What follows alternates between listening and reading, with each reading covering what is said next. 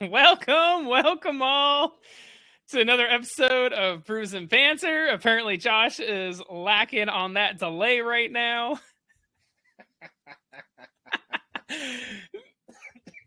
That delay is strong, huh, bud?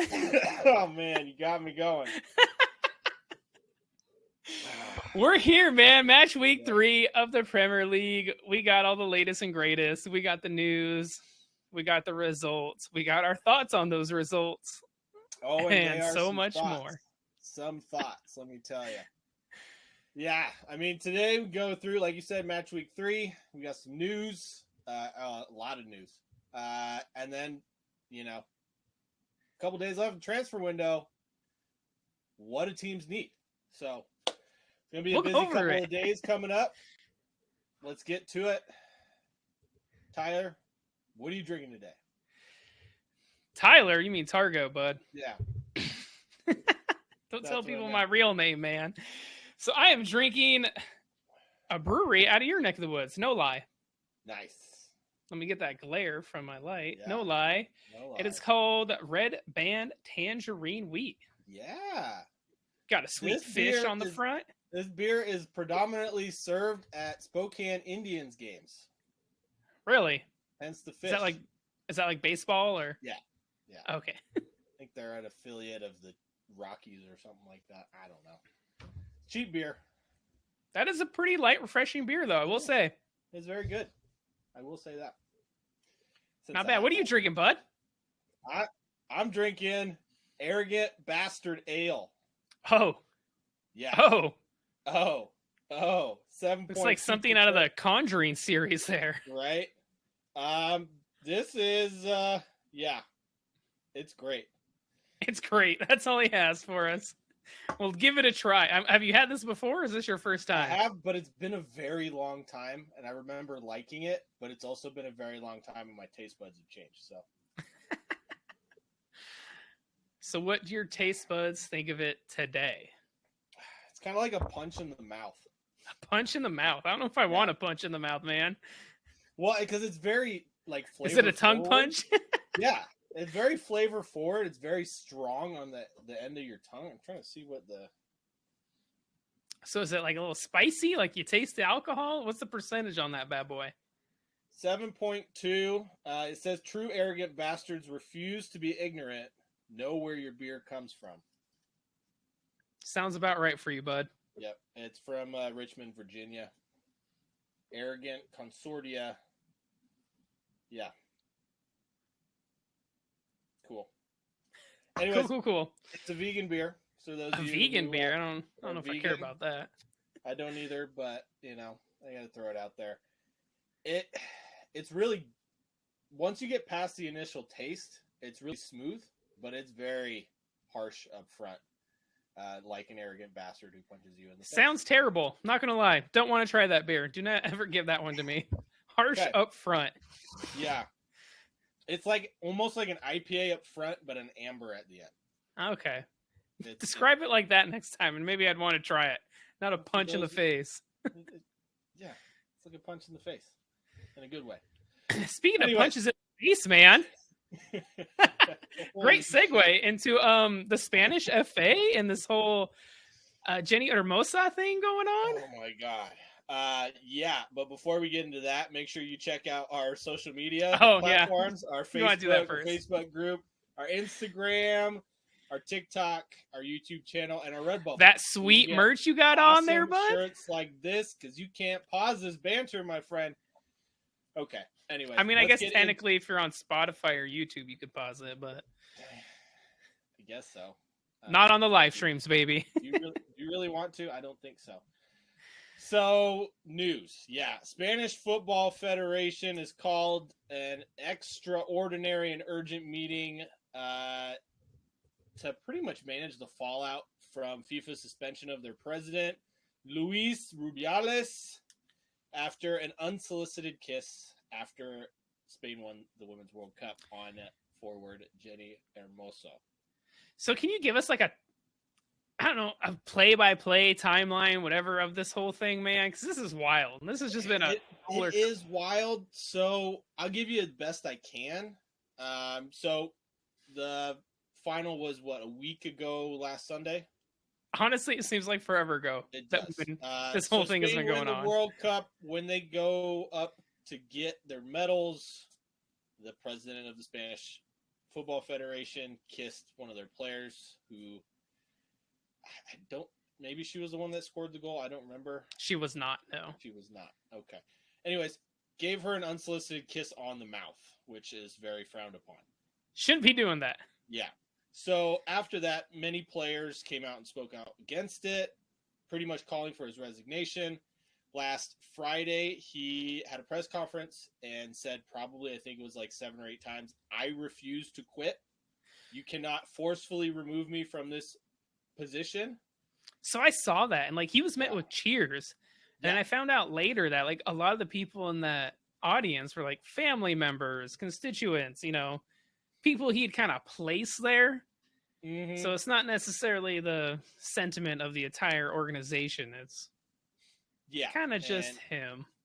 And since then, I think quite a few members, 11 members of Spain's women national team and staff have essentially told him to resign. The men's coach, Luis de la Fuente? Fuente, yeah. Yeah. Pretty much they've all distanced themselves from him. Monday, he was hit with a 90-day from any football-related activities ban from FIFA while they're kind of investigating the whole situation. His mother... I saw this today, man. She's gone on a hunger strike. She's gone on a hunger strike. But not only that, locked herself in a church in her hometown. A hunger strike. Wow. Yeah. And he still refused to quit. Government officials have now stepped in. The Supreme Sports Council are looking to remove him. The Spanish FA have filed a complaint. And they're to meet this week.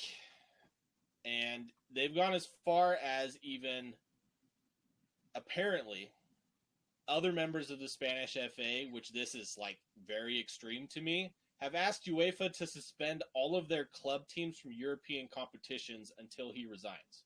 Oh, that's very extreme. Would mean all of their Spanish teams that are in the Champions League, the Europa League, the European Conference League would all be banned from playing for the season because they couldn't play in their initial games.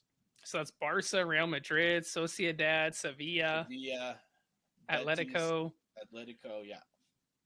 It'd be huge and millions of euros lost in revenue. So I know he said like, oh, it was consensual or something, like she had done something previously, like picked him up or he had picked her up, something like that. And then, he had said that during that speech where that whole crowd of his constituents basically applauded. And then she came out and was like, nah, that's not what happened. I did not consent to this. This was not okay. What a shit show, though, for the Spanish FA, man. Like, this guy just needs to go away at this point, man. Like, I'm sorry. He shouldn't have done it. The worst part, no, definitely shouldn't have done it. But it takes away from the victory of Spain. It does. Like, no one even 100%. cares anymore. It's like, what is going on? We're not talking about Spain winning the World Cup. We're talking about this damn kiss. Yeah. And I mean, the sad part is he's brought in record revenue for the Spanish FA. I think it's up like 400% since he took over. And it's just like, why to ruin a good thing? Good thing is about to get ruined, man. That's all I know. It's a bit of a joke. Speaking of ruining a good thing. Yeah. Saudi Arabia, I'm guessing. Is that where we're going? Arabian club. Yeah, Saudi Arabian clubs have asked UEFA to be added to the Champions League from 2025 onwards. They requested that they get a wild card slot, so the winner of the Saudi Pro League would qualify each year. So hold on, this is called terrible idea. This is called the UEFA Champions League, correct? UEFA meaning what? European Football Association. Is Saudi Arabia in Europe? No. The only country that's in Asia that's no, it's not. Is Turkey. But they're also in Europe. I think it's a joke. Yes. Saudi Arabia, get out. Quit trying to make more money. It's not happening.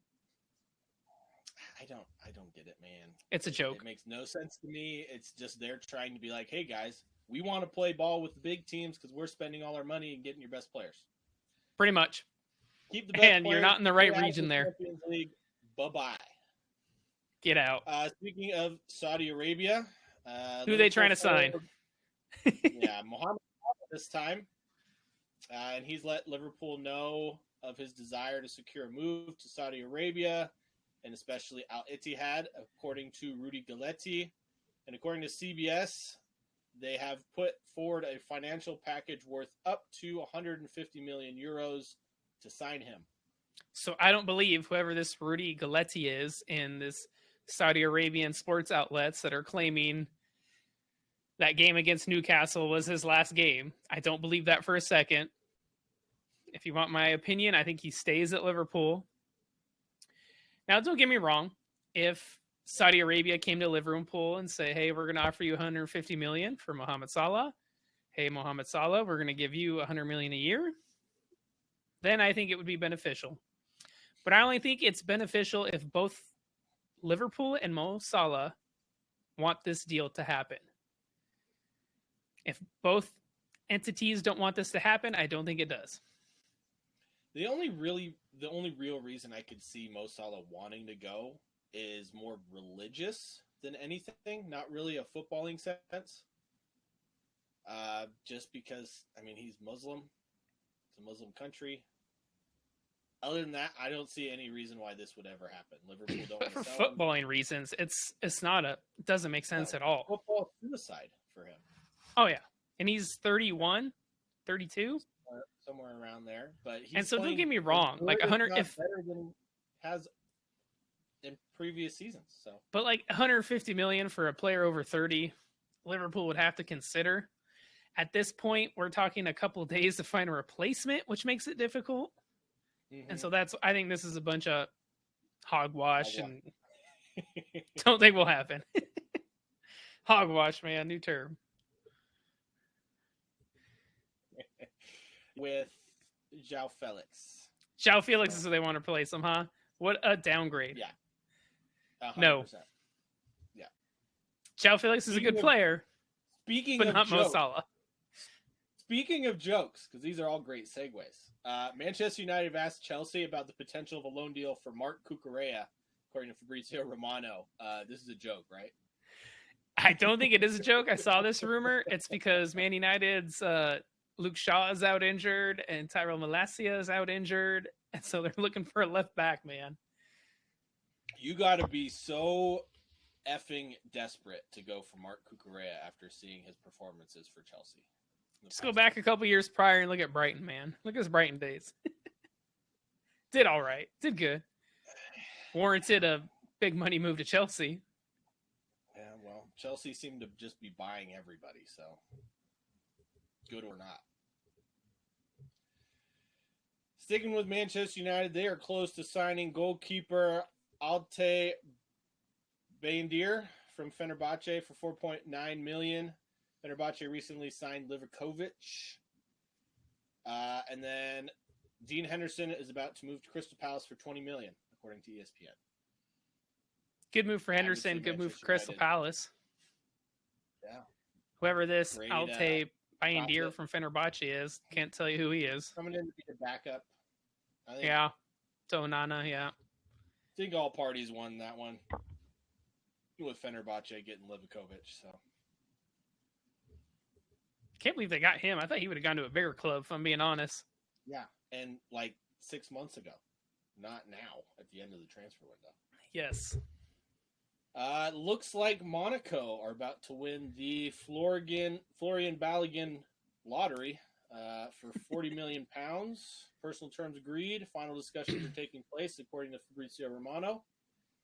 I'm not going to say it's a done deal because, been bitten in the butt a couple times recently by that. Fabrizio doing you dirty, huh? I know. Good deal, man. I mean, Monaco are getting a player who they've seen can score goals in France. Mm-hmm. Arsenal get 40 mil. Sweet little profit off him. For a guy who has played twice in the Premier League. Is that all he's played? I don't know. Yeah. some Saudi Arabian news. Americ Laporte signed with Al Nassr for 30 million euros. For that price, should other teams have gone in for him? How old is he? Pretty sure he's in his late 20s. He's not old. No. Could have gone somewhere to play a little bit more competitive. That's what gets me. So I'll go on my rant after we talk about this next signing, because this one really gets me. It's Gabri Veiga going to Saudi Arabia from Celta Vigo after he was linked with Napoli. A young Spaniard man, and he's going to Saudi Arabia. He's 21 years old. 21. Apparently, it's all about money now. No one cares about playing in the better leagues, about playing for a team to win trophies, to having a legacy. It's all about money. And at 21 years old, I guess he's setting himself up. And, I know there's the age-old story of Oscar when he went to China and how he had to provide for his uncles, his aunts, and every other family member he had. Yeah. But at what point does playing football become about the football and not the money? Yeah, you got to think, like, how does this hurt him down the line when it comes to, say, European Championship for Spain? Spanish, yeah. Getting on that Spanish national team, it hurts his chances significantly. Yeah, so, like, why? I don't understand it. Apparently, it's money, man. Money. I guess so. But, I mean, he was going to Napoli, and it's not like he's not going to be rich. Like, so that's the thing that I guess gets me. Like, okay, he's getting stupid Saudi Arabian money, but it's not like he's going to be poor. You know what I mean? No, not at all. Not even at Napoli, he's still going to be making, 150, 200,000 euros a week. So he's making millions of dollars a year. I mean, yeah, 100%. It's just sad. Baffles me. Yeah. At that age, I can see obviously at Ronaldo at 38. Fine, go. Firmino, yeah. Even. Like these guys Benzema. Are all at the end of their careers. Like Gabri Veiga, Ruben Neves, man. Stupid. Yeah. Scale of 1 to 10, how much does this move surprise you? It did. I thought he was, I had talked highly of him last year, especially after I watched that final game in La Liga, Celta Vigo against Barcelona. He came up with 2 goals, man. I was like, Gabri Veiga, I'm on his train, man. Go to a big club in Europe. Let's see you in the Champions League. Let's see you become a real Spanish international. Now he's just killing his career, going to Saudi Arabia, and hurts me, man. Honestly, it really does. It hurts my soul to see such a great young talent just go die in Saudi Arabia. I'll be completely honest with you. I'm going to go with an 11 out of 10. How much is surprising? It's absolutely baffling.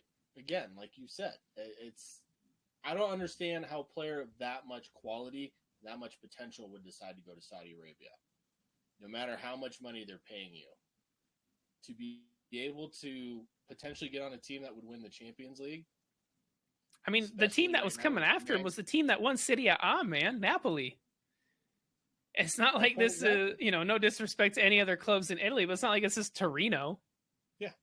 Or, not to mention, there's a certain team out there that just won the Champions League, which was the other team linked with him in Manchester City. Yeah.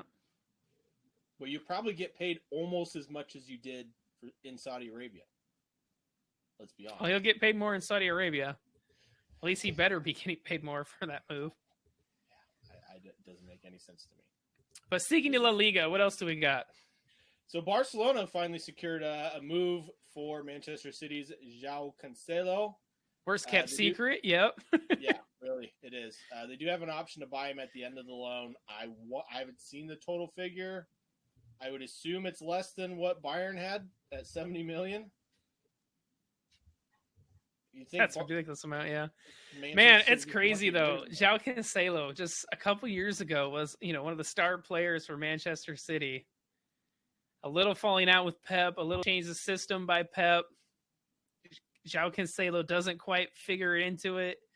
Kind of has a little bit of, I think, maybe mouthing off, like, hey, I should be starting and I'm not. Mm-hmm. And yeah, Pep shows him the door. Say goodbye. Bye-bye. I think he'll thrive under Xavi, the way that they play. I think. Well, then I've got it right back, man. Yeah. Sergi Roberto is the one playing there. Jules Koundé. I think he'll be fantastic during those games where they have possession. In Champions League, where they play a quality team, I think he could struggle defensively because he's not the best defensively. And those are my thoughts on João Cancelo at Barca. I do agree. But I do think in La Liga, yeah, you're right. He's going to thrive. All right. So we have a series of Brighton news. After Brighton. Very quiet transfer window except for outgoings. They're making lots of money. Yeah, they've agreed a fee in the region of 8 million euros for Uruguay under-20 captain defensive midfielder Fabrizio Diaz from Liverpool Montevideo. I'll be honest with you, in my what I've seen from my extensive YouTube scouting report. What do you got, man? Of all of his great highlights, none of his bad stuff. Similar mold of Caicedo. He's a little smaller, great at breaking up play, workhorse. Always around, everywhere on the field. He's got good skill on the ball. But he, again, just like Caicedo, he's best at winning the ball back and breaking up play. So, well, they'll sell him for another 100 million in 3 years. Yeah, I might be wrong with Evan Ferguson. It might be him after a year. I don't know. They've also signed Lille midfielder Carlos Baleba for 25.6 million pounds. And they are in talks to sign 19-year-old Argentine left back Valentin Barco from Boca Juniors. Ooh, maybe they're getting some interest for a Stupian, so they're looking for his replacement? Possibly. I mean, I'm sure they could just loan him back and think, well, we're going to lose him to Real Madrid next summer anyways, like Redbeard called it. Honestly, that would be a fantastic. Oh, that is a fantastic call out. I'm just going to say that right now. Real Madrid need a left back. They're playing, what's his name, Fran Garcia out there. Didn't look convincing at the weekend. They need a left back. Ferland Mendy has not been that answer. I mean, Camavinga, he's a midfielder playing left back. Estupian, man. Purvis Estupian, Real Madrid. Watch this. You need your. Apparently, Real Madrid needs a new scout in you, man. Don't worry. I'll keep doing these podcasts. All right. I'll keep a hold of you. A little more global reach. I'll make sure to put that in my contract. West Ham, with probably one of the coups of the summer transfer window, have signed Mohamed Kudus for 45 million euros. And I just got to ask, how good has West Ham's replacement of Declan Rice been? They signed James Ward-Prowse, Edison Alvarez, and Mohamed Kudus. I think there's one more in there. With the money they bought. I think three of them. Oh, with those three, dude, that's fantastic. Yeah. I mean, so I, honestly, so far, I haven't seen Mohamed Kudus obviously play for West Ham yet. He's just signed. He scored a hat trick in his last game for Ajax, and I think it was a hat trick in about 15 minutes against. That's fantastic. Champions League qualifying. So, but for me, James Ward-Prowse, man, is the steal. 100%, 30 mil, and he's tearing up teams right now. So we'll get to obviously West Ham's performance this weekend, but hint, James Ward-Prowse was excellent. Mm-hmm. He looked fantastic. So yes, I mean, that's a fantastic spend of money. They used it well, hopefully. So far, it looks like they've used it well. Yeah. We'll see, though, how Kudus does in the Premier League. Because I know I had talked to you about him being a fantastic competition for Mr. Bukayo Saka there at Arsenal for a right wing position. You did, and you had him in your notes, and I had to delete it. So. I know. Went and got signed to West Ham. Yeah. Speaking of more jokes about Manchester United, they've signed Johnny Evans on a contract extension since they signed him for the summer, I guess. Why does it make absolutely no sense to me for them to sign an aging Johnny Evans and get a second spell of him at Manchester United? Because they didn't get rid of Maguire like they wanted. I think they were planning Maguire leave, and then they could have Johnny Evans kind of ride that pine there. And yeah, that's the only reason I can think of is they had expected Harry Maguire to leave. Yeah, I guess the president of the Spanish FA must be taking notes from Harry Maguire. Just got it too soon. I will not leave. I will not resign. Sofran Amrabat is waiting for Manchester United to come in for him. He's been training by himself for the last month. United need to let players leave, like Scott McTominay and Harry Maguire. and Harry Maguire and Donny van der Beek, before they can even make a bid. He agreed to personal terms in the middle of July. You think this one will end up happening? I think it could. I think it has a good chance, I guess is what I would say. Like, I'd put it in that maybe 60-40 range. Yeah. You know, here the last couple days, teams start to get a little desperate.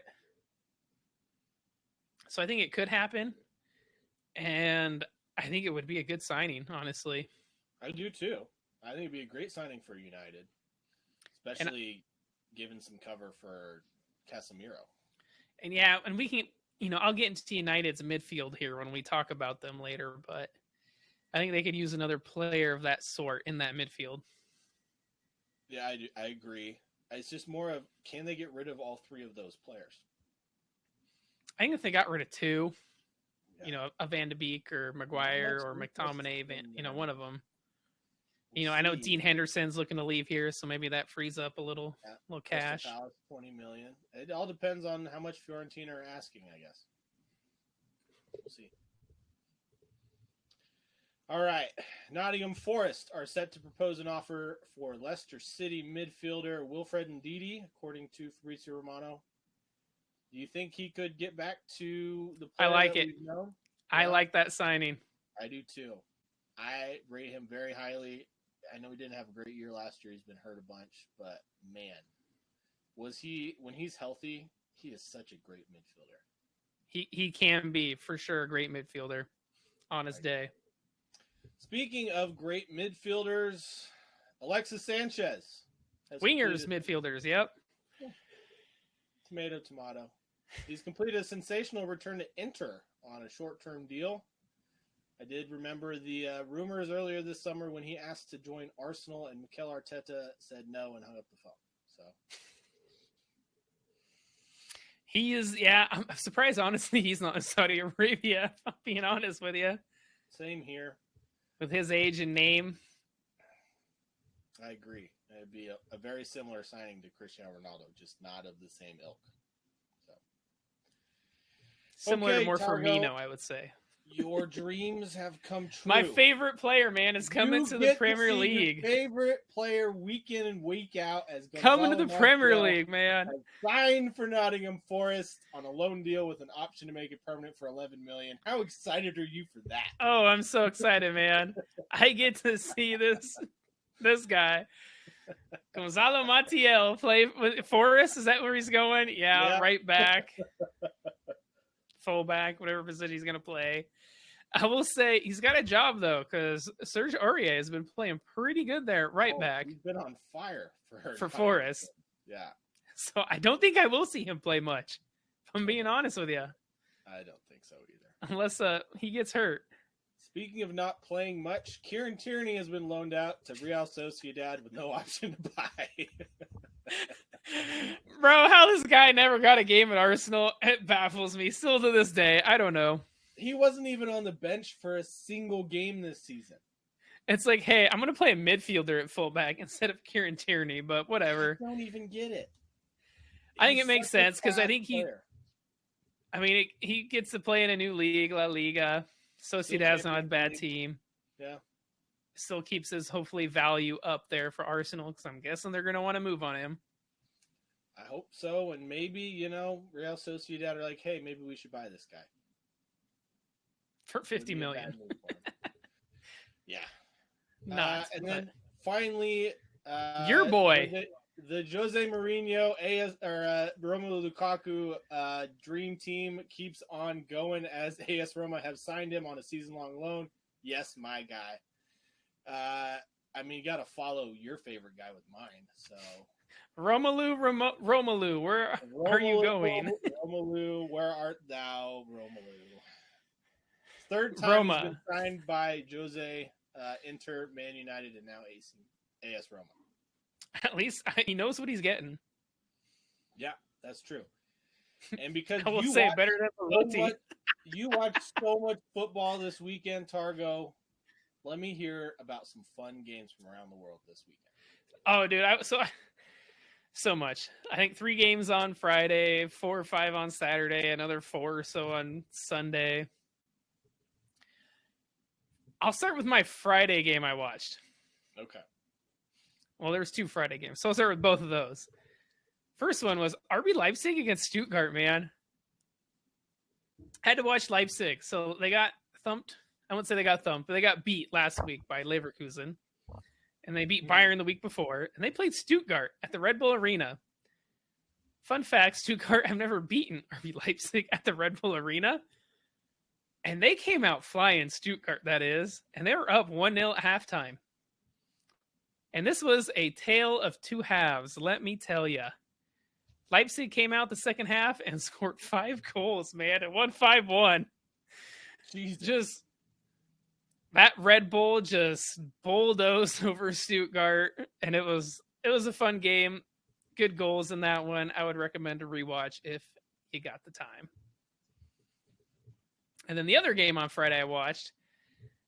Gotta watch Real Madrid, man, when they play. Gotta. And man, has Jude Bellingham taken La Liga by storm. Scored another goal in this one. It is his fourth in 3 games. 4 goals in 3 games. The last player to do that at the beginning of their career at Real Madrid, Cristiano Ronaldo. Yeah. And so Real Madrid won this game 1-0. But a little bit of bad news as Vinny Jr. came off with what looked like a pulled hamstring. And so it looks like he might be out a few weeks. At least it's now and not, later in the season. But yeah, it was an interesting one. He went down, pulled it. They wrapped tape around it, like his thigh, hamstring, kind of, upper leg, and then sent him back on. He went to do 1 sprint, sat down. Nope, I'm done. Yeah, hopefully he didn't make it worse. I hope not. But those are the 2 games I watched on Friday. Got to give a shout out. Kylian Mbappe played in his first game for PSG. Yeah. Mbappe doing what he does. Scored 2 goals. They beat last year's Cinderella story Lens. And yeah, they won their first game in Liga. Nice. I'm going to go with a little bit messy. A little messy style. Okay. Messy. In one of the greatest comebacks I've ever witnessed, Inter Miami came back from 2-0 down in the last 10 minutes, led by none other than the magical Lionel Messi with 2 amazing assists. They ended up winning 3 on penalty kicks after it was 3-3 in extra time to send them to yet another final, the U.S. Open Cup. It's now got 13 goal involvements in 8 games. Wild. And then they won here in their first MLS game as well. Yeah. I think Messi had a goal or an assist or something in that one. Yeah, he's got 11 goals in 9 games now. I do know that. So that MLS Open game, he didn't do anything that game. But he had time on the ball. Time on the ball, man. Don't give Messi time on the ball. And he puts a perfect cross in there. Yeah. And I know that MLS game, man, he had a sick assist. Just like, where is this ball going? And Messi found a way to get it through to a player. Yeah, I don't get it. I will note, New York Red Bull's 3rd jersey, inspired and designed by Run DMC, is absolutely fantastic. Just saying. Well, I know someone has a birthday coming up, so maybe. Yeah, well, he also got the Arsenal 3rd jersey. It just came out. So the green ones, yeah. Speaking of America, Christian Pulisic? Yeah. AC Milan? Yeah. Scored his 2nd goal in 2 games? As Taylor the Twellman American Messi. The American Messi. The LeBron James of soccer. That one. So bad. There's some of the dumbest comparisons. I'm sorry. I'm not. But kudos to Pulisic, man. Getting some Sorry. goals. Izzy is literally like nose to the window here. So that's my dog for those of you. And she is trying to get in on the podcast. So maybe soon. Harry Kane scored a brace as Bayern Munich beat Augsburg 3-1. Harry Kane scored goals? What? Yeah, weird. So it's not like that's what he does for a living. Right. So if you guys had any other games or highlights that maybe we should have highlighted, please let us know down in the comments. Or if you have a team you'd like us to cover, maybe let us know and we can cover them next episode. So with that said, there's 4 days left in the transfer window.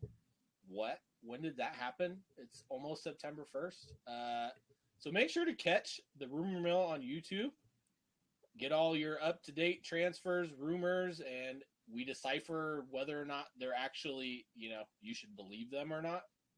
Which ones or if we think they're good. Outlandish, yeah.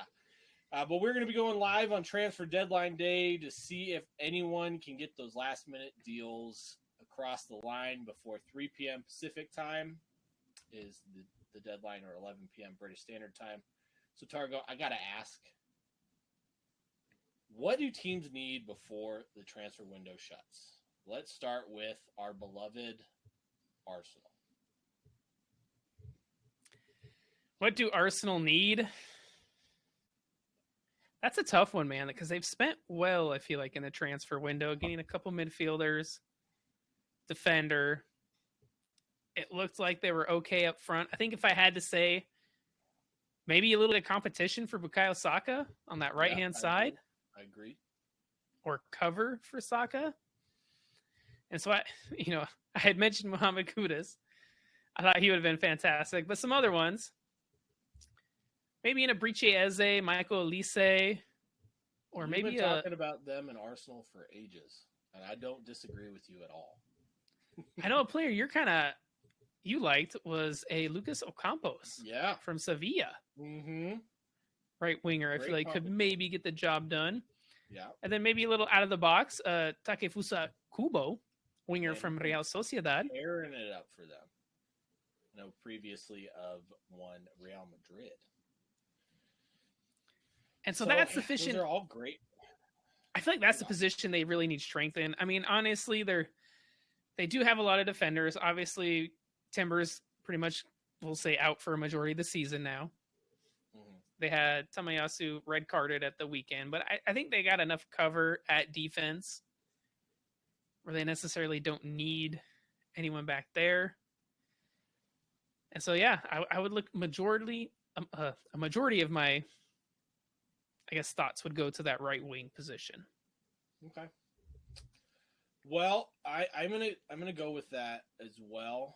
I know I've heard a lot of people say that they need a striker. Honestly, they don't need one. But if they were to go for one, I would say probably go for Ivan Toney now. So you can get him for less before it starts into a bidding war in January. But one player that hasn't really been getting a lot of playing time that I would love to see back up Bukayo Saka or give him competition, because he's very similar, as Ansu Fati of Barcelona. I think he'd be a fantastic signing for Arsenal. Why Ansu Fati over, say, Ferran Torres at Barca, who's also kind of sitting on the bench? Ferran Torres, I think, is going to want to start constantly. Ansu Fati is not playing at all. He would get game time with Arsenal. He's young, though, and that's really the reason why he fits that mold. What is he, like 18, 19 years old? 19, 20, yeah, something like that. Yeah, to see him and Bukayo Saka, who are both very similar in playing styles, battle it out for that right wing, I just think it would be a great signing for Arsenal. And, I mean, you're going to get him for much less than Ferran Torres. So. High potential for sure. Very high. If they were to go try to get a replacement for Urian Timber, a player of the similar mold is one Joshua Kimmich of Bayern Munich. kind of defender, midfielder hybrid. Yeah, can play both. And then if you really want to back up, but you don't want to spend a ton of money and kind of get one for the future, Ivan Fresneda. I know he's looking to get signed here pretty quick. Yeah, I think the release clause is like 20 mil. I think Fenerbahce, someone's looking to buy him here. Yeah, and Barcelona were looking at him for a while, but they got João Cancelo. Arsenal would link with him for a year almost. So do you think they actually sign anyone before the transfer window ends? Yeah, I've heard they're looking to get rid of like 7 players by like Wednesday or tomorrow, I guess. I would assume that if they get rid of quite a few players, that they would sign 1 or 2 others. So yeah, Tavares. All depends Holding, on Tavares, Holding, Cedric, Pepe. Cedric, Pepe, yeah. I mean, that's 5 right there, so we'll see. Okay, Targo. This one, we know kind of what they need, but they've been impressing us a lot and like more and more recently is Tottenham Hotspur. I mean, they don't need a midfielder, that's for sure. What else do they need besides a striker? They need a striker. That's what they need, man. That's what they need. Anything else? I think they look all right. You know, with this Ange Ball they're playing, they need quick defenders in the back, quick center backs, which Van de Ven looks like a good center back. Romero can be a little rash, but he's quick. Yeah. As far as if one of them were to get injured, I think that's where they would hurt. I agree. Because then you have Eric Dyer coming in. You're in trouble. Eric Dyer on a one-on-one situation is going to get eaten up, man. He's only getting older and slower, so he's just not good on one-on-ones, and so they would need, at that point, I feel like a good quality backup center back almost, that third one. Okay, but well, obviously striker. Yeah, let's start with strikers.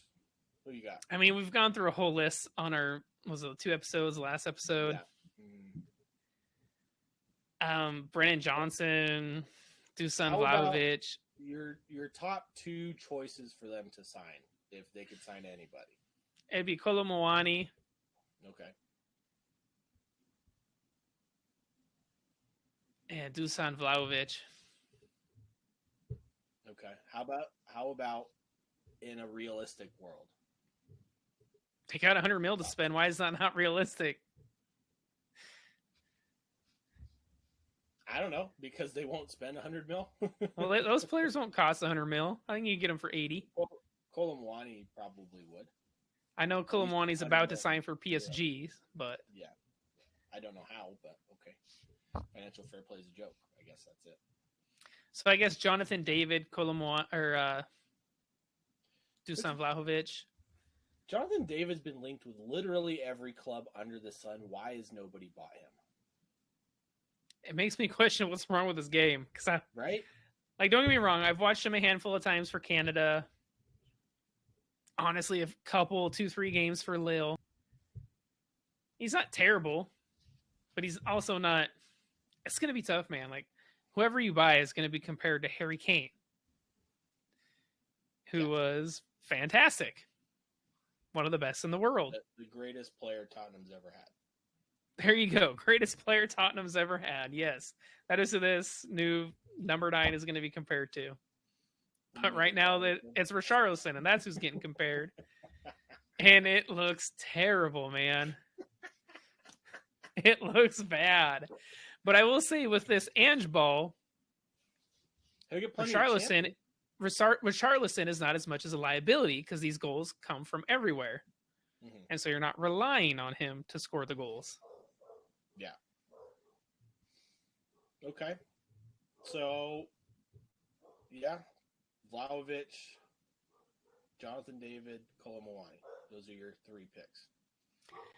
Yeah, if you want to throw Lautaro Martinez, I mean, I don't know, man.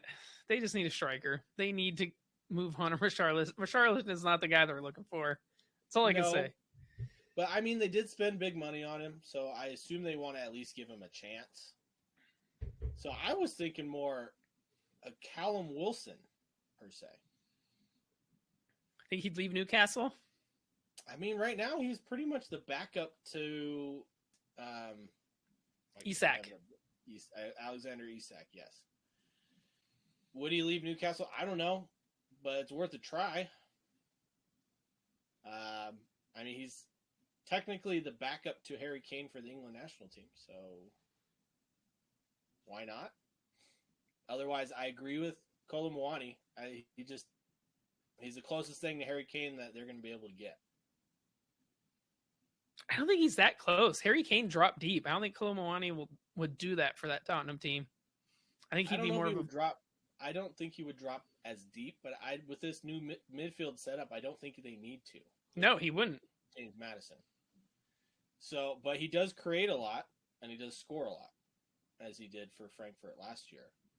I guess you could see more fluidity in that front three with him switching out with Son and Kulusevski. Yeah.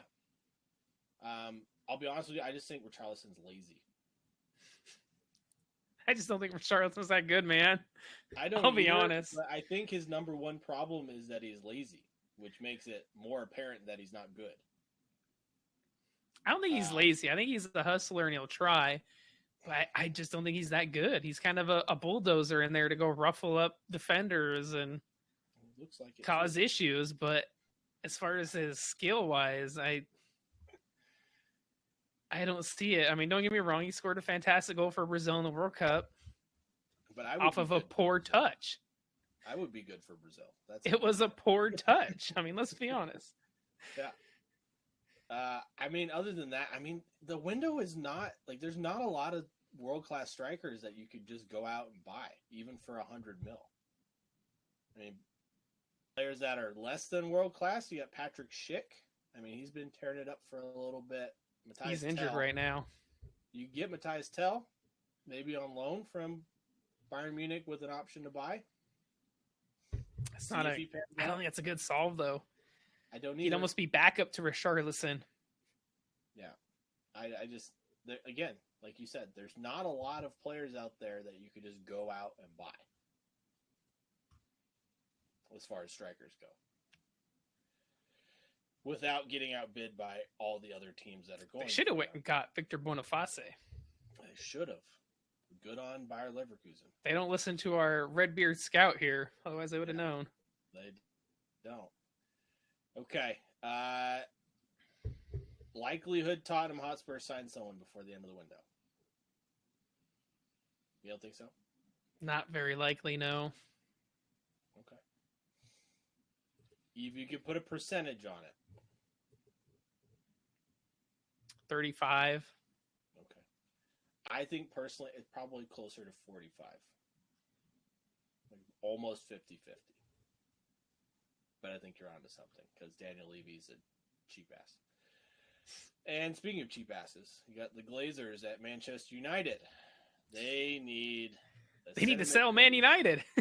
Yeah, they need a center midfielder, someone who actually play on the right wing. And, oh man, are they going to go spend another 80 mil on? I don't know. On a right winger. I don't know. It just baffles me. So, or can Mason Mount play there? I mean, that might not be a bad shout, but then they'd need two center mids. I would argue one. Okay.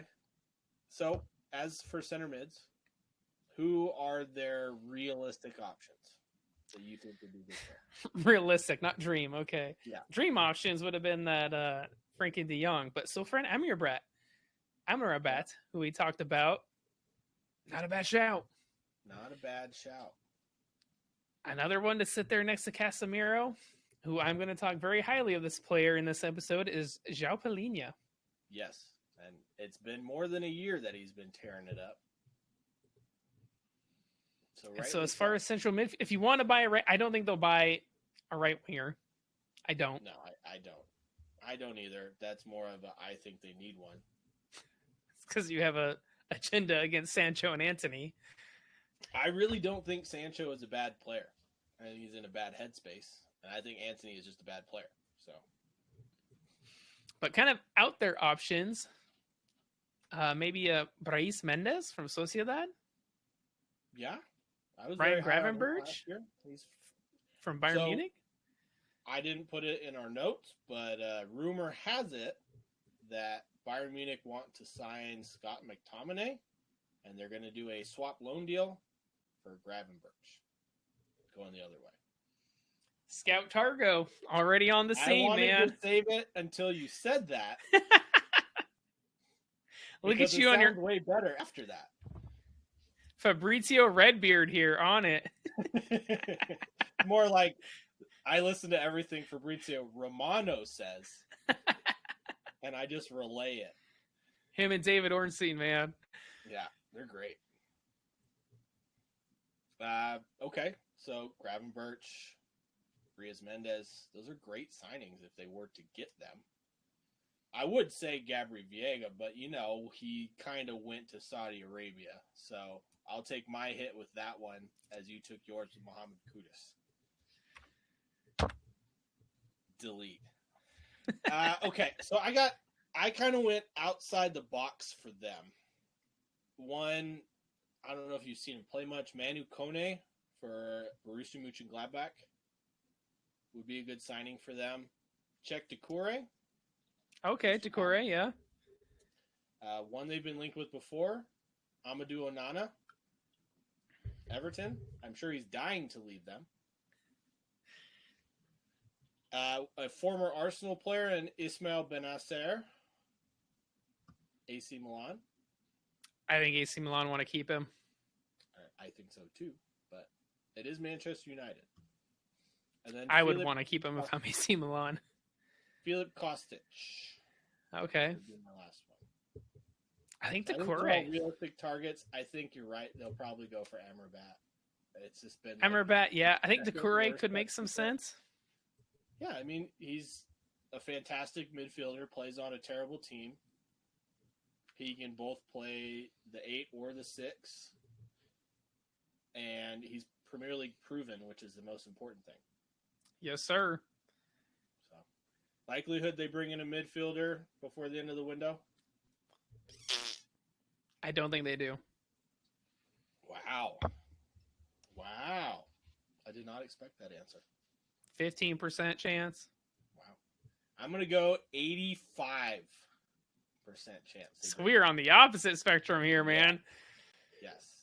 I have not seen anything to make me think they're looking to spend money with all the issues they've had with spending all that money on Højlund, Onana, Mason Mount, the sale of the club being all wishy-washy up in the air. I think the Gravenberch McTominay thing might, oddly enough, pan out, but I think they'll eventually sign Amrabat before the window shuts. They should. 85. I would say 15% chance they sign 2, but they probably could do with 2. Okay. Liverpool, my friend, who I thought they needed a center midfielder, but after watching their game this weekend, maybe they don't. They definitely need a right back, I'll tell you that. The player from Stuttgart they got. Yeah. Endo, yeah. A right back, I would say. One that's a little more defensive. Allow Trent to go into midfield. And possibly a center back, because we've seen their defense. So They just have center back issues, don't they? These past couple years. Injuries, out of form. Red cards. Red cards. Past their prime, I don't know. So, ideal world, if you're Liverpool, who would you go sign? For a center back, I really don't think they need a center back, if I'm being honest. But if they had to go buy one, I would look at Fikayo Tomori. Yeah, bring him back to England. Yep. That'd be a great signing for them. Now, I know we had talked about midfielders, but this is obviously, we got to see Endo here at the weekend. Could be a good signing, honestly. He hasn't looked terrible. We've only seen him in 2 games. Personally, I'm going to talk highly of this player, is Mr. João Palhinha. Could have been fantastic at Liverpool, man. Him sitting there with McAllister and Szoboszlai, either side of him. But Would have they been were willing slick. to spend 115 mil on Caicedo. You think they'd spend 80 to 100 on Paulinho? Paulinho looks good. Other defensive midfielders out there, why not go for a Calvin Phillips maybe on loan? Boubacar Kamara, Mikel Moreno, Tunkoop Miners, Stanislav Lobotka, Martin Zubamendi. Yeah. Just a few kind of those deep line midfielders. Yeah. How about right back? Right back. So I do think they do need a right back. I do. For these tough games against the likes of a Man City where, they need to be a little bit more defensive. I think Ricardo Pereira would be fantastic. Yeah. He's still at Leicester City, isn't he? Yeah. Shocking. Maybe a Denzel Dumfries, Aaron Hickey from Brentford. There you go. Yeah, they only signed him, what, a year ago? A little bit over a year, yeah. I think he's actually playing left back, if I'm not mistaken. Interesting. Okay. No, I lied. He's playing right back. Rico Henry's playing left back. There you go. That's it. Yeah, I mean, those are all good shouts, to be honest with you. I agree. They definitely need a right back, especially after seeing Trent play in the midfield. I'm sold on it. They should put him in the midfield. That's my thoughts. So, to replace him, you got, no one's gone after Jeremy Frimpong this summer. I don't know why. He's so good, man. He's so good. He's so good. No Leverkusen's about to sell him for like 90 mil next year if no one buys him. I would be surprised if he went for 90 mil. I think 100's probably about right with how he's playing. Going a little more under the radar, Alexander Ba for Benfica. Watched him in the Champions League last year. Some good performances. And you can go for, again, I said it with Arsenal, Joshua Kimmich would be great. You can play both midfield and right back. Same with Trent. Gives you a little more flexibility. Midfielders, I would go with Pedro Goncalves from Sporting. From Sporting, yeah. Florian Neuhaus from Borussia Mönchengladbach. And one they've been linked to all summer, Ryan Gravenberch, but it looks more like we'll go to United. So, likelihood of them signing a player in this window. I think they maybe 60%. 60%, huh? I think that's a little high, to be honest. I would say I think they'll probably, I think it's more near 10%. We're the opposite again then, huh? Yeah. I just think with the amount of money they've spent in this window, it makes no sense to me for them to spend more. On Szoboszlai, McAllister, Endo. Yeah. If they get 100 mil for Mo Salah, though, they'll have to. 100%. I think at that point, it's 100%, and they'll probably get two players. Because you'll have to replace Mo Salah. Or at least attempt. Okay, my friend. The team that seemingly doesn't ever need anybody. Manchester City. Do they need anybody? They're looking for a midfielder, it seems like, in Lucas Paqueta or Matthias Nunez. Looks like it. Any other options they maybe should look at? One I threw out was an Atletico player, Marcos Llorente. He's been at Atletico for a while. You'd think if City come calling that he would totally make the switch. I think it's a good shout. How about you? Which players? Well, I'm going to name the two that I've already said. Realistically. I guess let me say realistically. Okay. Well, unrealistically, Danny Olmo, Florian Wirtz. Probably still unrealistically, Abrici Eze. All unrealistic, yeah. And probably still unrealistic yet, but could still happen. I'm going to throw it out there because Real Madrid have 110 midfielders. Federico Valverde. Don't see that happening at all. That's even more unrealistic. I'm being honest. I don't either. But, I had to throw out all my unrealistic options because I don't have any realistic ones that you haven't said already. So I think Eze is probably their most realistic. Yeah, and it's looking increasingly likely that they'll sign Matthias Nunez. I guess they're putting in a second bid for him here soon, and he wants to go. So He does, yeah. likelihood they sign someone before the end of the window, over Pretty under good. 80%. Pretty good, yeah. Yeah, I'll go over 80%. I think Pep knows what he wants. He usually gets it. Okay, the team that has signed 19 players this transfer window, Chelsea. They obviously need some sort of leadership. I would say maybe a left winger and maybe some depth at striker. What do you think? They've already bought 1 million players, man. 17 or 19, sorry. I don't think they sign anybody. I mean, I'm just questioning where. Like, there's already so many new players, and then you have to gel them into a team. Well, how about a player that you don't? And call me crazy, because you probably will. Eden Hazard. Free transfer. Yeah. Don't have to spend any money. Doesn't have to reintegrate himself into the squad because he played there. You can call me crazy because it is crazy. I'm gonna call you a little crazy. Just a little crazy. Because I mean, let's look at their front line. You got Nico Jackson, who's new. You still got Raheem Sterling. Christopher Nkunku, who's out for probably. He's out. So who are they playing on the right? I'm trying to think. Sterling, isn't it? Sterling on the right. So who are they playing on the left? It was. I mean, Mudrik's come off the bench a couple of times. They're playing with wingbacks. Yes. So it's mainly been Cresswell over there. And then they had this last game, Malo Gusto, Reece James over there at that right wing back. And then they got Diassi, Thiago Silva, and Levi Colwell. So 3 new players in defense. Their midfield is completely new with Caicedo. I guess not completely because Enzo's been there and Conor Gallagher. But has Chukwuemeka been playing? Chukwuemeka, he didn't play in the last game. He was injured.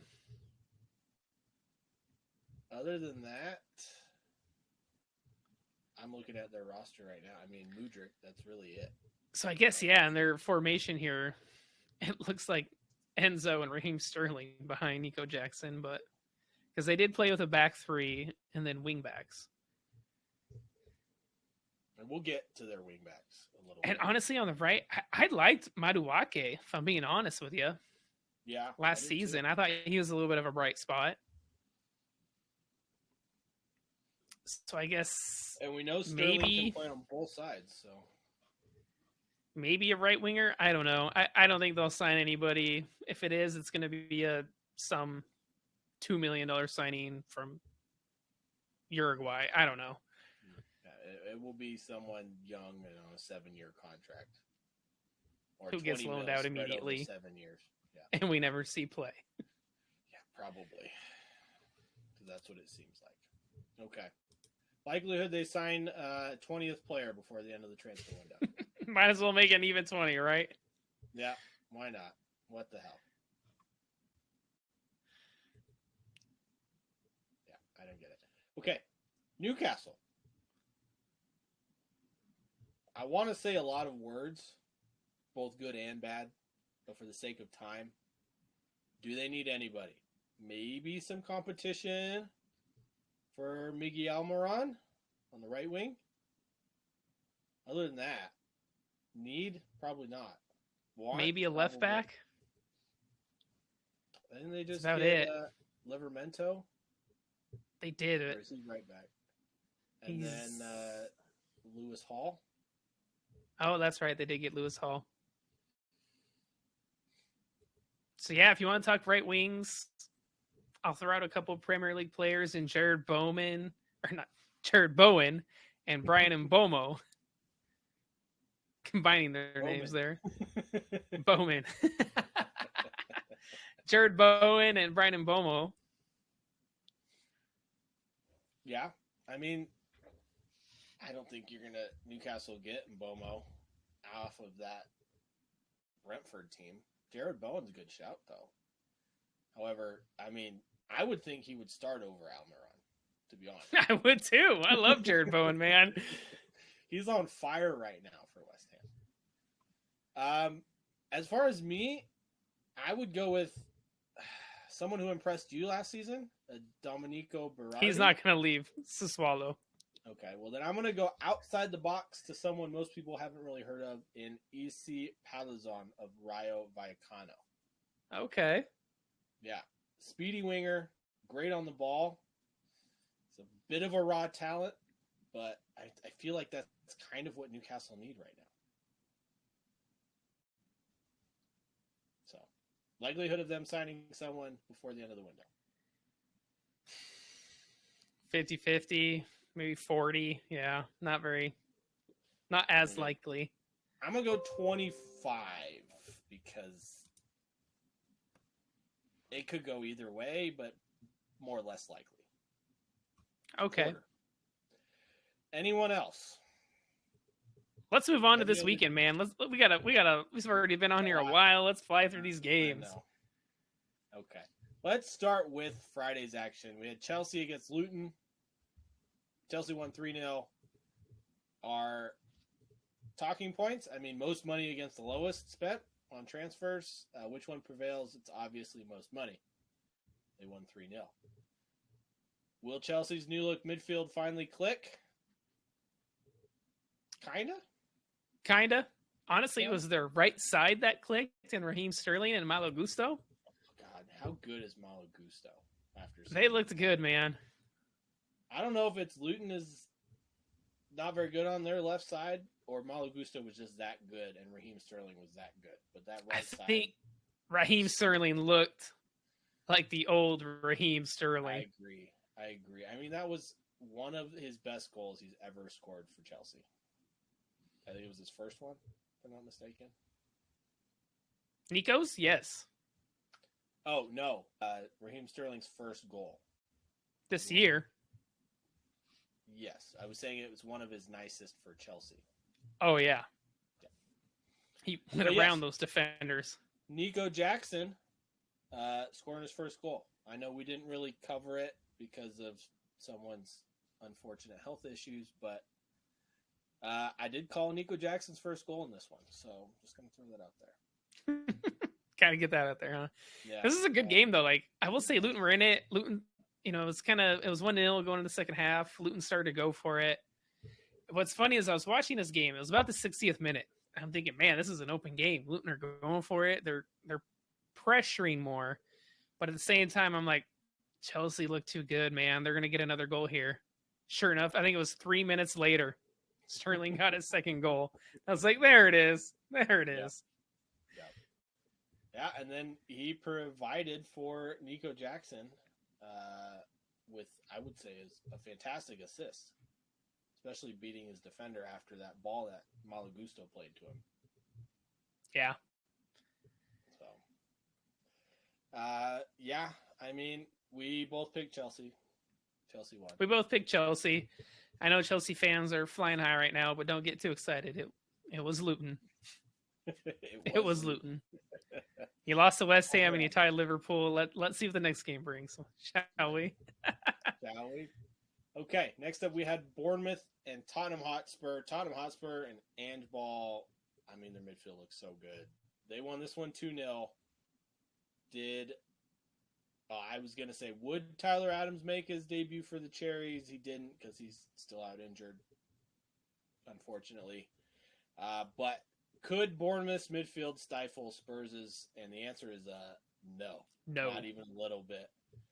They were just as impressive as they were against United, let me tell you. Yeah, James Maddison with a goal. And then Kulusevski, man, popped up with a goal. First one in 27 appearances for club and country. Guy needed one. Yeah, he did. Yeah. Bournemouth defenders got caught ball watching. Yeah, Ange Ball is looking good, man. That's all I can say.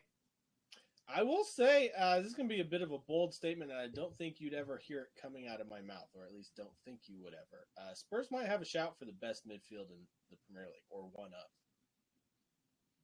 They look good right now. Credit to them. Yeah, we both picked them to win, and they did. And speaking of not winning from North London, we had a London derby of Arsenal and Fulham. This one ended 2-2. Gabriel Jesus was on the bench after returning to full training. I will say I kind of agree with you because I know what you're about to say. I did not like this lineup. Didn't either. No. So we knew Tomiyasu was suspended. And so that defense was Kivior, Ben White, Saliba, Thomas Partey, and that right back. I did not like that. I was hoping to see Ben White at right back, Gabriel, Saliba, maybe Kivior, Zinchenko. Why has Gabriel not been on the field? There was another change of Leandro Trossard came in for Nketiah, which I probably wouldn't mind. Yeah. But let's be honest, Trossard had a howler of a game, did not play well. And Nketiah, has been in fine form since the beginning of the season. Yeah.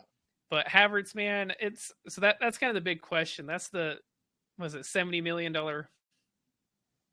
burning hole in Arteta's pocket there. Yeah, as one Craig Burley has said. Yeah, he's kind of forcing him in there. Should he be starting? Personally, after these first 3 games, he should not for me. I know we were both flying high on him. He looked okay in preseason, scored a couple goals.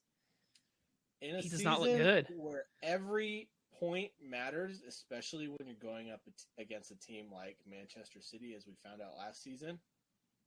You can't afford to drop points against teams like Fulham. So it's not only that, man. So they let in a goal in the first minute, whatever it was. Then they got back into it. They were winning 2-1. Fulham had a guy sent off. That first goal. What happened? That was a terrible pass by Saka. Terrible back pass. And then what was Ramsdale doing? He looked like he got caught in a tornado. So I give zero blame to Ramsdale. That was completely Bukayo Saka's fault.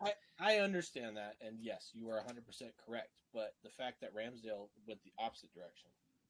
So what Ramsdale did is, like, you can see in the replays, he has that second of doubt. Like, should he run out to challenge or should he go back? And so he takes a step forward, realizing he's not going to get there. So he starts to run back. And as he's running back, he's looking where his goal is. Pereira, does he mean to hook it into that near corner? Maybe. I was going to say, I think it's more he mishit it. And he was trying to. I know that's been shouted out there where he mishit it. Did he mean it? Whatever. But either way, it left Ramsdale in a bad position where he's scrambling to get back. And I mean, he's looking back. Like this is what he's doing. He's trying to get back, but he's also looking back to where his goal is, and then looking over his shoulder to where, the forward is with the ball. And so he's having to swivel back and forth, and he got. Again, the blame falls on Bukayo Saka. It was a poor pass. It happens. And yeah. First minute, there you go. Yeah, and then after that, Arsenal dominated possession as you would expect them to. But I'll be honest with you, a lot of their passes were sloppy, for lack of a better word. Too many giveaways. It was sloppy. Fulham poor passes and poor misses. Lots of shots right at Leno. Yeah, I mean, it took them until Fabio Vieira got subbed on to even start making a difference in this game. And so, I've harped on Fabio Vieira not being the best player, but I got to give credit to him, man. He looked good. He got the penalty. Yeah, he got the assist for the Nketiah goal. And he looked lively. Had an amazing bicycle kick goal as well. Not to be outdone by Raul Jimenez. He looked good, but I got to give credit to Fulham too, man. They got their goal. They defended well. I thought the fullbacks did really well. Anthony Robinson against Saka, Kenny Tete against Martinelli. He made Saka look like an average right winger. I will say Kenny Tete did give away the PK, but I got to give it to João Palhinha, man. The guy is a beast. He is a beast in that midfield, man. And what a finish on that corner. And he got that tying goal. Yeah. I mean, there was a point where Odegaard got past him, but Palhinha recovered so quickly that Odegaard only made it like 10 yards. And then he had to go past him again, but he couldn't. Like his tackles and just everything about Palhinha's play was fantastic, man. He would drop back into make it a back five. Yeah, shout out to Palhinha, man. Man of the match for me. Fantastic performance. Yeah. Okay, let's talk about the red card. Calvin Bassey. Already on a yellow card. Nketiah flicks the ball past him. He essentially professional foul, I would say. Yeah, it's a second yellow. Second yellow? Okay. Had to ask. We both picked Arsenal. It was a draw. Absolute madness in this game. I already didn't have fingernails, so. I will say, João Palhinha, I'm going to talk more about him, man. I think he walks to almost every midfield in the Premier League, excluding United, Arsenal, and maybe Manchester United, or Man City, Man United, and maybe Arsenal. No, I think he still gets into Arsenal's midfield. Over Havertz, yeah. Yeah. But I mean, Chelsea's, I think he could take the place of Conor Gallagher. 100%. For Liverpool, I think he could take the place of Endo. He could take anyone's spot in that Chelsea midfield. Guy's fantastic, and with that position, what they're being sold for, man, Fulham kind of got a cool 80 to 100 mil for him. We could have. We'll see. I'm sure they will at some point. I mean, his value is only going and stock is only going to go up at this point. Let's go to another London derby. Yes, Brentford against Crystal Palace. This one also ended in a draw 1-1, but it was really, could Brentford keep their hot start and home form going, or did old Roy Hodgson have some more tricks up his sleeve? I think it was a little bit of both. You called a Brentford win, if I'm not mistaken? Yep, I did. I called the draw? You did, and after 8 minutes, Kevin Schade with a fantastic strike to give Brentford the lead in 18 Beauty. Holy cow. Turned Joe Ward inside out. Yeah, poor Joe Ward. Took him to the washers, man. And then it took until the 76th minute for Palace to equalize through Joachim Anderson, his first goal for Palace. I don't know how that ball went in the net. It was a weird one, wasn't it? Yeah. It was a weird one. I don't know how it went in either. It was like they both kind of met the ball at the same time, and the ball just kind of squeaked between Flecken's legs into the goal. Yeah, it was a scrappy game. Flecken with a great game until that point. And then I will give you credit where credit is due. You said a while ago, and I'm talking like 6 to 8 months ago. Last January. Michael Olise and Abrici Eze were the two players to watch. Good call, my friend. Yeah. Yep. Together we make one heck of a scouting team. Yeah, we would. Abrici Eze is a joy to watch, and I can't wait until Michael Olise becomes healthy because those two are going to be terrors to defenses. Yes, they are. I don't know what Roy Hodgson has put in the water over there, but man, they're looking so much better after he took over. Okay. Speaking of teams that look terrible, Everton and Wolves. Wolves win this one 1-0. You called it. Yeah. I don't want to say I called it, but is it because of Wolves, or was Everton still just that bad? I think they might be the worst team in the Premier League. They haven't scored a goal yet, so there's that. Only team not to have scored. Danjuma hit the post. Did you see that Jose Sauce save where he's like falling back in the goal and somehow fingers the ball up and out? What a save. Fantastic. I mean, if the ball won't go in at that point, I mean, what can you do? I don't know. And I think you've heard of like old superstitions or selling your soul to the devil. I feel like an Everton fan did that last season to keep them in the Premier League.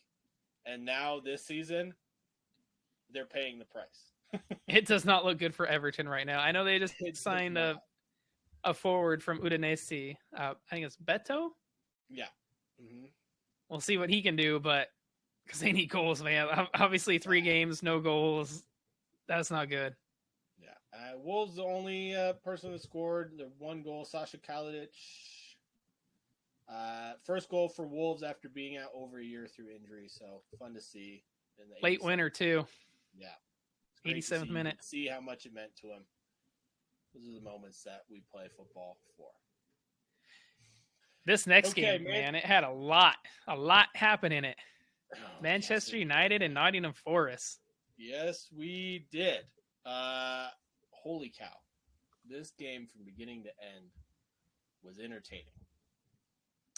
And our talking points were: can Forest catch United on the break? Will Alonga get revenge against his former club? First goal. Break. Awani, Taiwo Awani. I'll be honest with you. I would not be surprised if someone came in and bought him before the end of this window.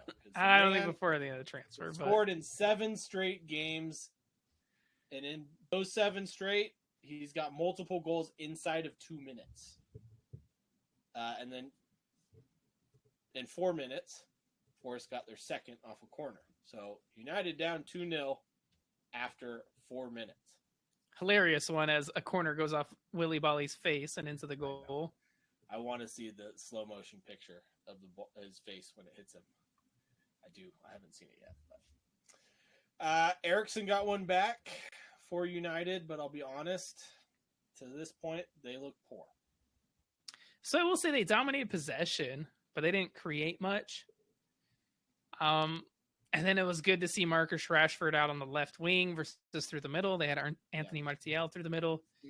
And that goal was created through Marcus Rashford being on the left wing. Yep. Crossing it in for Eriksson. Yeah, they look like a whole different team with Rashford on the left rather than up top, at least going forward. Casemiro having help in that midfield with Eriksson. Casemiro leveled the game in the 52nd minute as United. It really was a tale of two halves for them. Yeah. Yeah, they look much better in the second half. Leveled it 52nd minute. It was a lovely worked free kick. Oh, man, yeah. So, like, Fernandez played it square almost on the top of the 18. Cross came in, back, I think it was to Fernandez, who squared it for Casemiro to tap her on in. Mm-hmm. And then he returned the favor by playing in a lovely ball for Fernandez, and a rash foul led to Joe Worrell getting a red card in the 67th minute. Red card for you? He was last man. It said he was the last man back. I watched replay a couple times. Willie Bally looked like he was covering. I don't think it should have been a straight red. I think it should have been a yellow.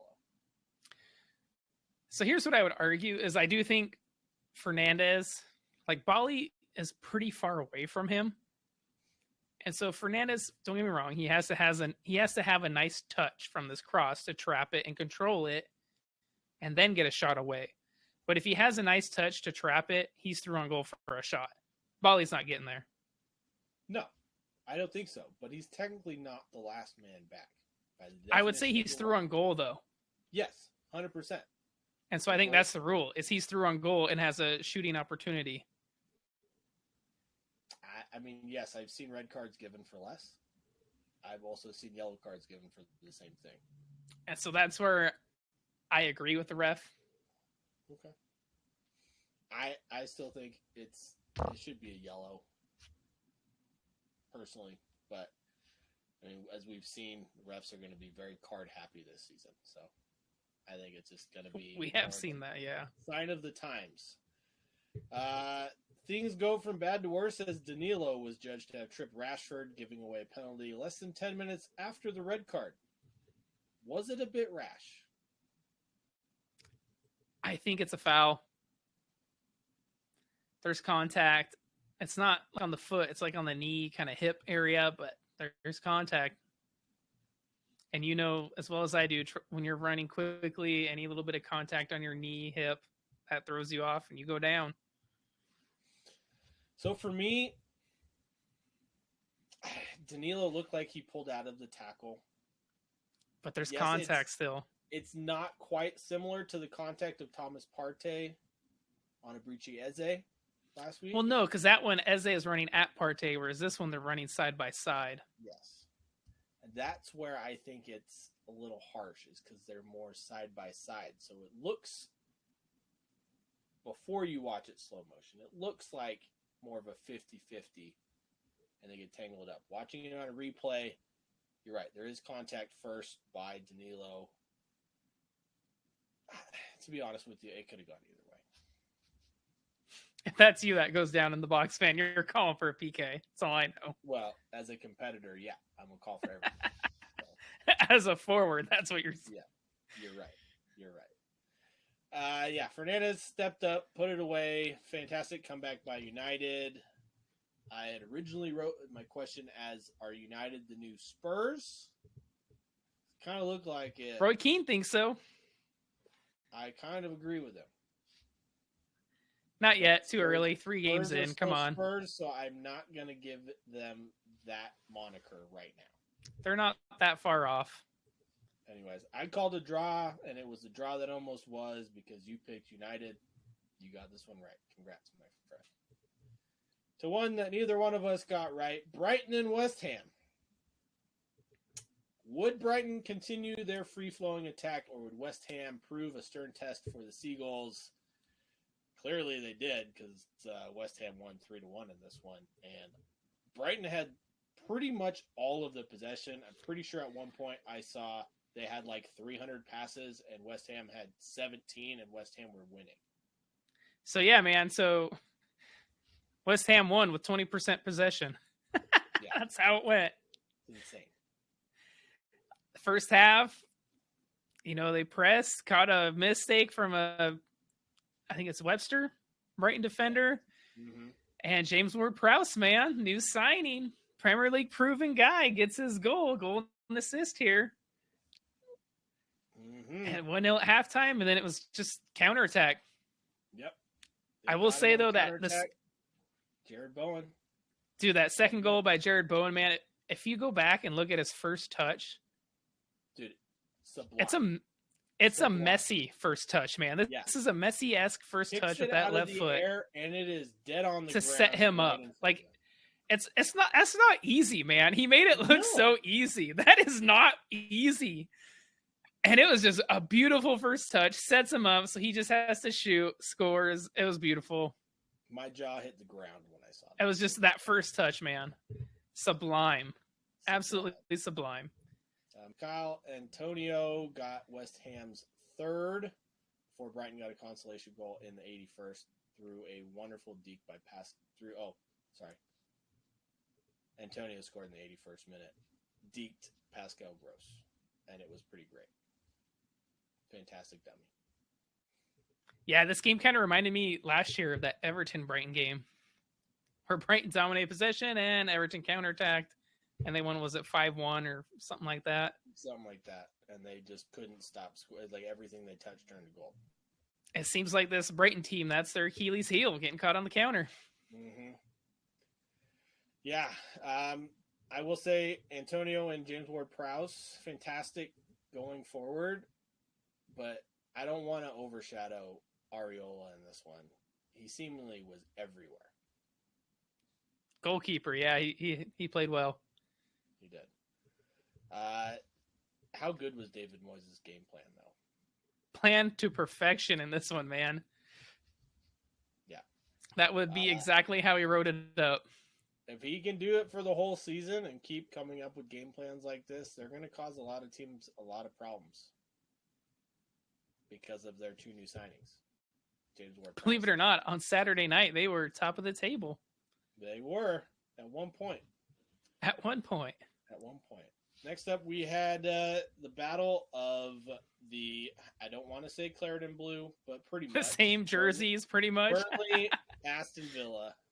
Aston Villa winning this one 3-1. Tough test for Villa away from home. Could they be able to overcome Vincent Kompany's well-drilled side? Yeah, that was the answer. Matty Cash with a double in the first half. And how good has he been under Unai Emery?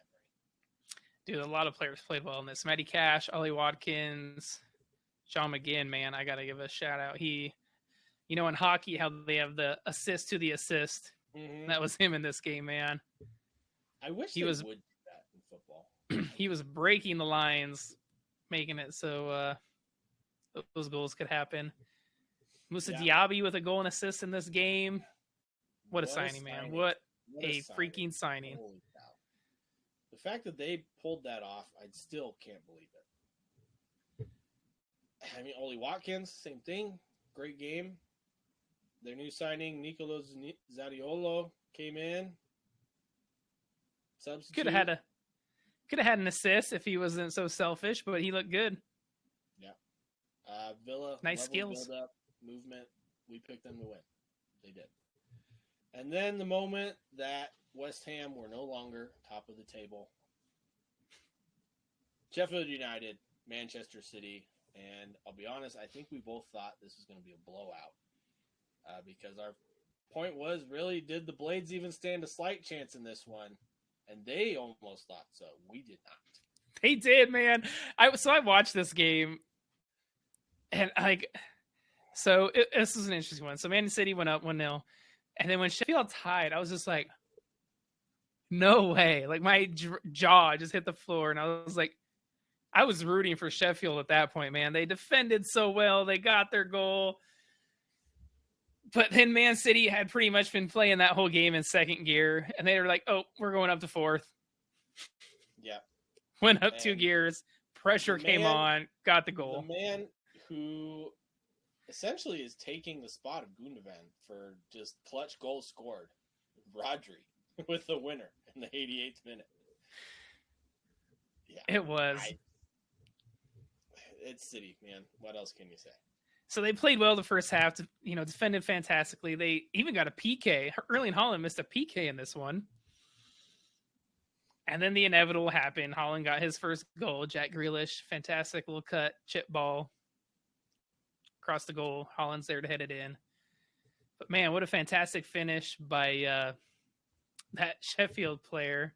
Jaden Bogle, man, equalized in the 85th. They had 5 minutes to hold on plus stoppage. I was so excited. I was jumping up and down. And then I realized, oh, wait, they're playing Manchester City. And yeah. Kyle Walker had a howler for that Blades goal. Terrible kind of back heel. I don't know what he was doing. But man, it was the last 10 minutes of that game was so fun to watch. It was. Okay, on to the matchup everybody was waiting for. Newcastle. A big one. Against Liverpool. And this one, I'll be honest with you, didn't really disappoint. I mean, no, it did not. It was really the midfield battle. That's what we thought it would be. And then could Liverpool reverse their fortunes at St. James's Park? Because, God, were they bad there last season. They were bad this first half, too. They were. Trent with another howler in this one. He gets a yellow in the first few minutes, throwing the ball away. Could have had another one on a poor foul on Anthony Gordon. And then he missed the ball, which Anthony Gordon punched on through to get a shot between Alisson's legs in the 25th minute to give them the lead. Unlucky, man. Like, we've all done it. You you're receiving a pass, you're looking around to see where the ball is going to go, and the ball just rolls right under your foot. It clips your studs, but you don't stop it. And there's a complete moment of panic as soon as you feel it hit the back ones, and then it's not there anymore. And you're, oh, shit. Shit. Please let there not be someone behind me, and there was. And then it didn't help. 3 minutes later, man, Van Dijk, red card. Red for you? Yeah. He goes through Isak to get the ball. Yeah. He's the last player. Mm-hmm. Clear and obvious red card. And then the whole game. Yeah. Go ahead. No, I was going to say the whole game after that was just Newcastle possession, Liverpool surviving, trying to threaten on the counter. And then Darwin Núñez came on. And they did threaten on the counter. And then they started threatening on the counter and got the equalizer in the 81st minute. I will say yes. It was very unlucky on Sven Botman. Kind of a weird bounce off of him, yeah. Weird bounce, yeah. And then, even more unlucky for him, he came off injured 5 minutes later, which is a huge blow for Newcastle. And then, to make it go from bad to worse, the unthinkable happened. Liverpool got a winner through Darwin Núñez in the 93rd minute. Terrible giveaway from Bruno Guimaraes in the midfield. And then Darwin Núñez gets slotted through, man. And I got to say, $100 million finish from Núñez, man. Yeah. Appearances like that and games like that are why they bought him for $100 million. Everything, a lot of games before that, not so much for me. But this was the game. You're like, okay, he's got it. Newcastle should have won that game, though, man. I mean, Allison had some fantastic saves. They hit the post. The game but they were complete control. Eddie Howe in this one. Game management. Damn. Oh, my God. Newcastle should have either walked away easily with this one or won 1-0 and just shut things down. I don't think that's how Newcastle plays, man. They're balls to the ball. They want to press. Yeah. Well, then they didn't know how to just relax and manage the game. How about Newcastle or Liverpool, man? Down to 10 men, beat Newcastle at St. James's Park. Are they the second best team in the Premier League? With 10 men, I would say they're the best team in the Premier League. At this point, they look. I mean, Arsenal couldn't beat Fulham with 10 men. And here Liverpool are with 10 men beating Newcastle. They should get a red card every game because they're that good with 10 men. I don't get it. How are they so good with 10 men compared to 11 when they're not great at all? I will say credit to Jurgen Klopp, man, making positive substitutions in that game. Yeah. Man, the confidence that he has. Holy crap. So, yeah, I picked Newcastle to win. You picked a draw. It was anything but. You won this week 6-5. You currently are leading the season. You got your first win. We've been tied up until now. 2 draws. Congrats, my friend. Thank you. So on ESPN, they had a funny start, sub, sell. And so I wanted to ask you, because I know you're a huge fan of these players. But it's a start, sub, sell. Anthony, Mihailo Mudryk, and Richarlison. Oh, this is like pick the best turd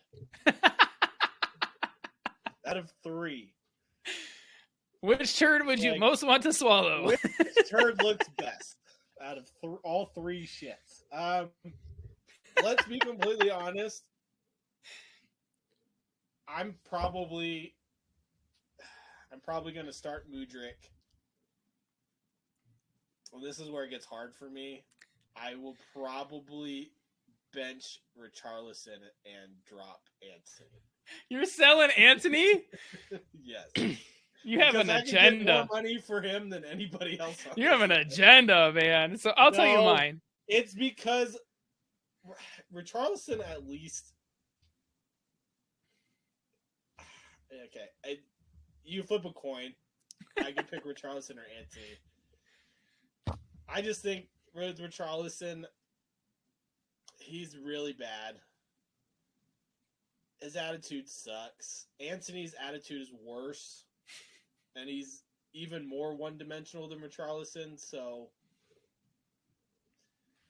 honestly, I would just keep Mudryk because he's got the raw talent, and then I would sell both of them. Okay. That's not an option. So, well, I'll tell you mine. So you might be pissed at me. I'm starting Anthony. I'm benching Mudryk, and I'm selling Richarlison. And here's why. Here's why. Last season, who produced the most? Anthony. And I will say Richarlison got his 1 goal where Mudryk didn't do crap, but Mudryk was only there 6 months, so I'll give him the benefit of the doubt and bench him and sell Richarlison. Because, like you said, I hate Richarlison's attitude. Honestly, but yeah, I don't like any of these players. They're all shit. Well, that's the point of it. Yeah. So, yeah, I saw it, and some of them, I was just their reasoning behind picking players. It was like, how do you have a job at ESPN? I don't understand. So, what do you guys think? What start sub sells? Yeah, what start sub sells would you guys like us to do? Oh my god! Send us a DM on Instagram. What do you think of this one? There's literally like a giant douche, a turd sandwich, and whatever else you want to throw in there. Holy cow! South Park, do an episode on that one. There you go. But man, that brings us to the end of this episode. We got A big episode coming up this week, don't we? Yes, we do. I mean, we got our transfer deadline day episode, and then a transfer deadline day episode of the Rumor Mill with special guests Targo and potentially me. I'm a special guest. Yeah, you are. And former Sounder? And former Sounder? Question mark? Potentially. We'll see. That is one you don't want to miss. That is this Friday, if I'm not correct, if I'm not mistaken. And we'll let you know on the next podcast what time it will be at. Or maybe just follow our socials on Facebook, Instagram, TikTok. I'm sure you'll be able to find it there because we'll be posting it. And on that note, make sure you get that sweet merch. Because, guys, I'm going to quit my job and do this full time because that's the dream. Who doesn't want to watch soccer for a job, right? Same here, my friend. But we love you guys. Thank you so much. As always, cheers.